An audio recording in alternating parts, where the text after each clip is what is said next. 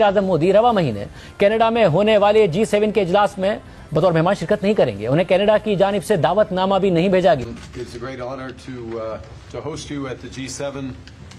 India has been coming to the G7, I believe, since 2018. G7 की meeting के लिए Narendra Modi Canada पहुंच चुके हैं। रेड कारपेट बिछ चुका है, गार्ड ऑफ ऑनर दे दिया जा चुका है। मतलब ये जहां पर भी जाते हैं छा जाते हैं, और यहाँ पर भी अगर देखा जाए तो बहुत सारे ग्लोबल इश्यूज को डिस्कस किया जाएगा। इतनी फ्रस्ट्रेशन, गुस्सा, दुख। बात हम कर रहे हैं कि जी G7 समिट हुआ है और नरेंद्र मोदी साहब की जो जप्पियां वो डालते हैं, बड़े फेमस हैं उनकी जप्पियां फ्रेंच प्रेसिडेंट मैक्रोन के साथ हमने देखा है। ये एक अंडरस्टूड बात है। डेफिनेटली जब आपका एक स्टेट टू स्टेट विजिट होता है तो ये एक आपकी डिप्लोमेटिक सक्सेस होती है। जो कह रहे थे कि हमारे जो चीफ ऑफ आर्मी स्टाफ हैं, जो फील्ड मार्शल हैं, उनको इनवाइट किया है यूएस ने स्पेशली, वो भी सामने खबरें आ रही है कि इनवाइट ही नहीं किया गया हुआ। तो फिर उनको तो चले फिर भी इनवाइट किया जा रहा है। पैदा हो गई। आपको पता है कि जॉर्जिया मेलोनी जब भी कोई अपने सोशल मीडिया पे जो प्राइम मिनिस्टर मोदी हैं उनके साथ कोई कुछ भी तस्वीर अपलोड करती है तो बहुत दूर तक जाती है।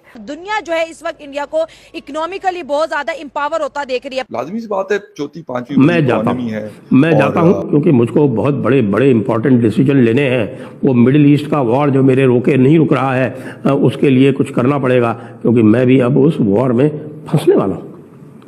क्योंकि जो एजेंडा भेजा था वो लीक हो गया है, और मैं आपको बताता हूं कि मोदी जी ने क्या एजेंडा प्रिस्क्राइब किया था डोनाल्ड ट्रंप को, जिसकी वजह से डोनाल्ड ट्रंप को वहां छोड़ के भागना पड़ा।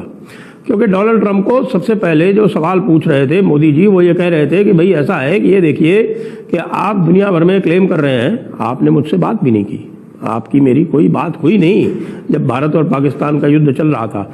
उसके बाद भी आप पूरी दुनिया में क्लेम करते घूम रहे हैं कि आपने भारत को ट्रेड की धमकी देकर, टैरिफ की धमकी देकर भारत और पाकिस्तान का युद्ध रुकवा दिया। तो भाई अब आप युद्ध क्यों नहीं रुकवा पा रहे हैं?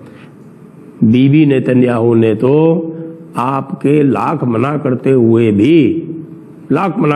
भी, क्योंकि आप उससे कह रहे थे रुक जाओ हमारा संडे का टॉक हो जाने दो, बीबी नेतन्याहू ने कहा तुम्हारी ऐसी तैसी, तुम जो है अपना टैरिफ और ट्रेड लेके बैठे रहो, ये सिक्योरिटी इश्यूज है। ख्यालिस्तानी, माय गॉड, ख्यालिस्तानी अपने ख्यालों में इतना भय हुए हैं कि उनको समझ नहीं आ रहा। मोदी भी पहुंच गया।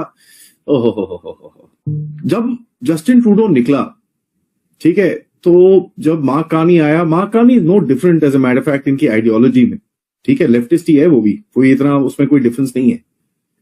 लेकिन उसको एक चीज पता है यार, ये खालिस्तानियों को अगर मैंने अपना देश दे दिया तो ये देश तोड़ ताड़ के बराबर कर देंगे, और जो इनका ऑब्वियसली डीप स्टेट वाले हैं की हैसियत में बहुत आगे तक लेके जाएगा। आज तक हम कहते हैं कि अमेरिका ने हमें इस्तेमाल किया। वो जो ख्वाजा आसिफ की जिस स्टेटमेंट का आप कोट कर रहे हैं, उसमें ख्वाजा आसिफ साहब ने ये कहा था कि हमें बाकायदा से पैसे देकर, और जो पैसे देकर जो काम करता है सर, वो जॉइंट वेंचर नहीं होता, वो फिर मुलाजमीन के तौर पर। By field marshal Asim Munir साहब, डोनाल्ड ट्रंप क्या सोच रहा है?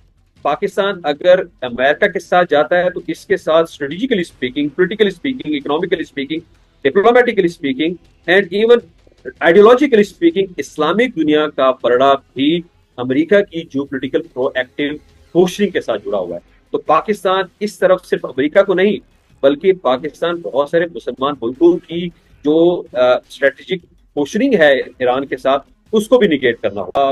माइट इज राइट, जिसकी लाठी उसकी भैंस, कि नंगे